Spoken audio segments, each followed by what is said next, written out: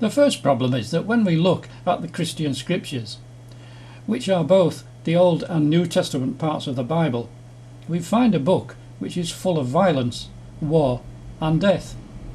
And unfortunately history tells us that many people have used this as an excuse to go to war or start a war. Thousands of people died in the Crusades in the Middle Ages, and thousands of people continue to die in the present day Israeli-Palestinian conflict. In the Bible there are just over 900 chapters in the Old Testament, and virtually every one of them records a death or many deaths by violence, such as war, murder or disaster. A rough estimate of the number of deaths caused by war or disaster in the Bible has been calculated by different people at different times and with different agendas, at about 20 to 30 million. It also gets worse.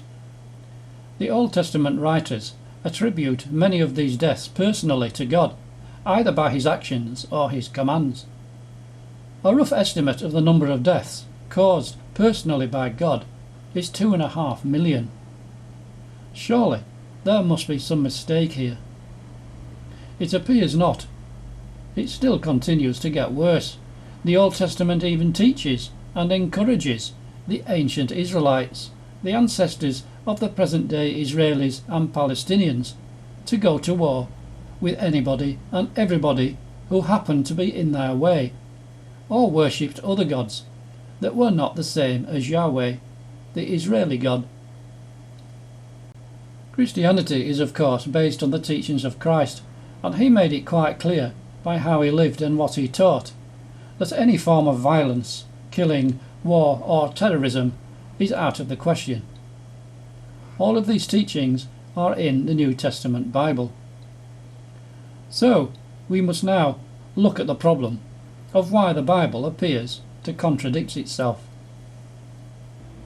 For example, how could Jesus, as the Son of God, say that he was so intimately related to the Father God in words such as these, when the two gods are so obviously different? It's words such as these which oblige so many people to reject Christianity, as they see no sense in contradictions. My own view on this problem, which, by the way, is not accepted by most other Christians, is that we should accept Jesus for who he was or is, and we should reject virtually all the Old Testament, and the strange way in which all the writers attribute everything to God.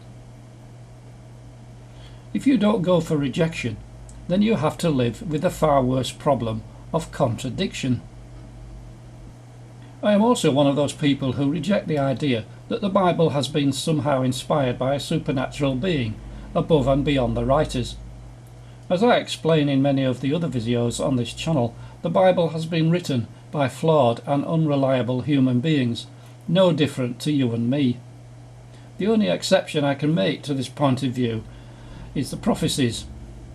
There are over 1,000 verses in the Bible which describe events and people in the future.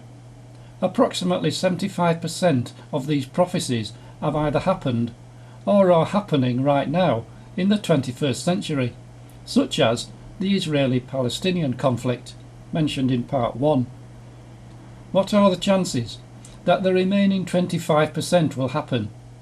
Or if you want to be mathematically precise, 75% of the remaining 25%.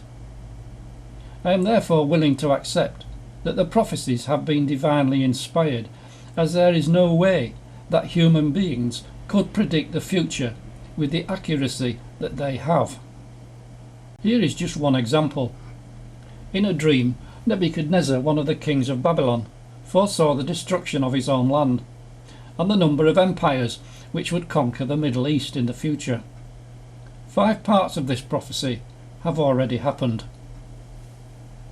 1, 2, 3, 4, 5.